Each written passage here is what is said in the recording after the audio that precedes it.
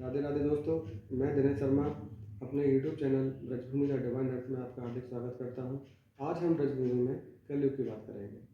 महाभारत युद्ध के पश्चात भगवान श्री कृष्ण अपनी लीला समाप्त करके गोलोक धाम जा चुके हैं। पांडव भी इस दुनिया से विरक्त होकर अभिमन्यु पुत्र परीक्षित को अपना राज्य सौंपकर हिमालय की तरफ चले गए। मृत्यु लोक पर धरती लोक पर कलयुग धीमे धीमे अपने पैर पसार रहा था। कलयुग का अवतरण दुनिया में हो चुका था। राजा परीक्षित इस बात से अनभिज्ञ थे। एक दिन जंगल में पृथ्वी रूपी गाय और धर्म रूपी बैल आपस में बैठ के बात कर रहे हैं। वो कलयुग में होने वाली घटनाओं को लेकर बहुत दुखी है। उसी समय वहाँ एक काला आदमी काले कपड़े पहन के आता है और उन दोनों को मारना प्रारंभ कर देता है। राजा परीक्षित वहाँ से निकलते हैं। राजा परीक्षित एक बहुत ही धर्मपरायण और कर्तव्यनिष्ठ राजा थे। उनके राज्य में चारों तरफ खुशहाली थी, प्रजा बहुत खुश थी। अपने राज्य में एक गाय और बैल पर इस तरह का अत्याचार होते देख राजा परीक्षित बहुत क्रोधित होते हैं और उस आदमी को मारने के लिए अपना धनुष उठाते हैं। वो आदमी उनके पास आता है और बोलता है, हे राजन, मैं कलयुग हूँ, मुझे काल ने भेजा है। सतयुग द्वापर त्रेता की तरह मेरा भी अवतरण इस दुनिया में हो चुका है। राजा परीक्षित कलयुग से उसकी विशेषताएं पूछते हैं, उसके काल में क्या होगा, ये सब बताने को बोलते हैं। तो कलयुग उनको बोलता है, हे राजन, मेरे काल में यानी कल काल में धर्म पूरी तरह से इस धरती से नष्ट हो जाएगा, अच्छाई पूरी तरह समाप्त हो जाएगी, इंसान के खून का प्यासा हो जाएगा, श्रम लिहाज इस दुनिया से समाप्त हो जाएगी। जो धनवान होगा, शक्तिशाली होगा, लोग उसी को अपना संबंधी मानेंगे और वही दुनिया में राज करेगा। और बहुत सारी बातें राजा परीक्षित को बताता है, लेकिन साथ में बोलता है, हे राजन, मेरे अंदर एक अच्छाई है।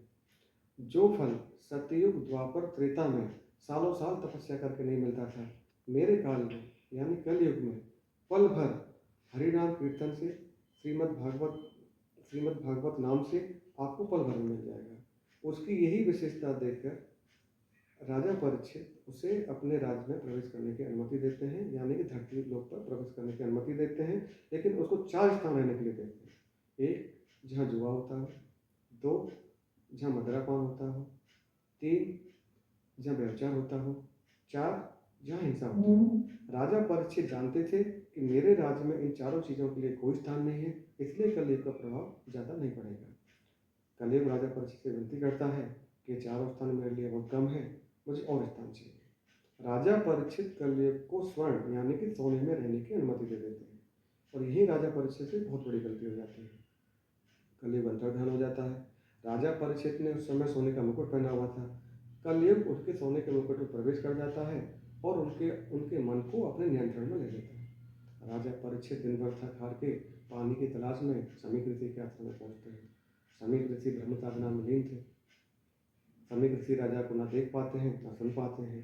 कलयुग के वशीभूत राजा परीक्षित को यह अपना घोर अपमान लगता है और वो वहाँ एक मरा हुआ सांप पड़ा होता है। गुस्से में उस मरे हुए सांप को उस समीक ऋषि के गले में डाल के वहाँ से चले जाते हैं। गुरुकुल के कुछ शिष्य ये बात समीक ऋषि के पुत्र श्रृंगी ऋषि को बताते हैं। श्रृंगी ऋषि बहुत क्रोधित होते हैं और श्राप देते हैं कि जिस राजा ने भी मेरे पिता का ऐसा अपमान किया है, आज से 7वें दिन तक्षक नाग के काटने से उसकी मृत्यु हो जाएगी। जब समीक ऋषि की बात पता चलती है, वो ब्रह्म ज्ञान से देखते हैं कि वो राजा परीक्षित थे। अपने पुत्र को समझाते हैं कि तुमसे घोर अपराध हो गया है। राजा परीक्षित जैसा राजा इस दुनिया में दूसरा नहीं होगा। वो उसी समय वहाँ से राजा से मिलने के लिए राजमहल की तरफ निकल जाते हैं। उधर राजा परीक्षित अपने राजमहल पहुँचते हैं।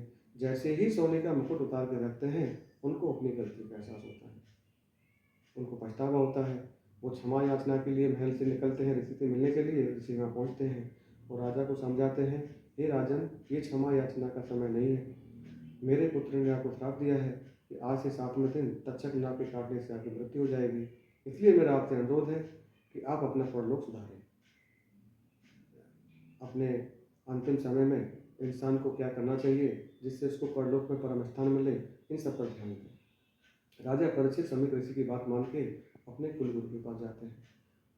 कुलगुरु राजा परीक्षित को श्रीमद् भगवत कथा या भगवान श्री कृष्ण की लीला को श्रवण करने का उनको सुझाव देते हैं और उनको बोलते हैं कि आप तत्काल इसी समय वेद व्यास पुत्र श्री सुखदेव जी के पास जाइए, क्योंकि आज के समय में सुखदेव जी से बड़ा ज्ञानी कोई नहीं।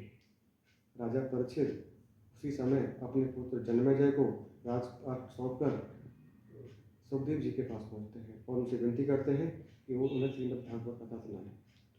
सुखदेव जी राजा परीक्षित को लगातार 7 दिन तक श्रीमद् भागवत कथा सुनाते हैं। 7 दिनों में भगवान श्री कृष्ण की लीला का श्रवण पूरा होता है। राजा परीक्षित को अपनी मृत्यु से भय मुक्त हो जाते हैं और 7वें दिन तक्षक नाग के काटने से उनकी मृत्यु हो जाती है। ऐसा कहा जाता है कि प्रथम बार श्रीमद् भागवत कथा सुखदेव जी ने राजा परीक्षित को सुनाई थी, 7 दिनों में सुनाई थी। तब से ही श्रीमद् भागवत कथा सप्ताह का प्रारंभ हुआ। भगवान श्री कृष्ण ने भी पांडवों को कलयुग के बारे में बहुत सारी विशेषताएं बताई थी, कुछ बातें बताई थी, जो हम आपको अपने अगले वीडियो में बताएंगे। तो मुझे उम्मीद है कि आपको कलयुग की जानकारी पसंद आई होगी। धन्यवाद।